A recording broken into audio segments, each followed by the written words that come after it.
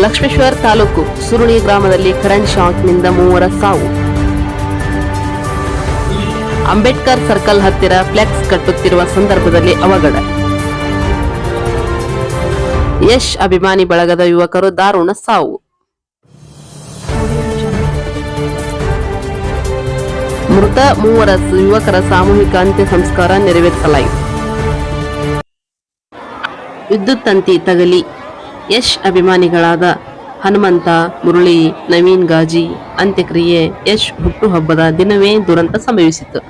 ಸುರುಣಗಿ ಗ್ರಾಮದಲ್ಲಿ ಮೃತರ ಕುಟುಂಬಸ್ಥರಲ್ಲಿ ಆಕ್ರಂದನ ಮುಗಿಲು ಮುಟ್ಟಿದೆ.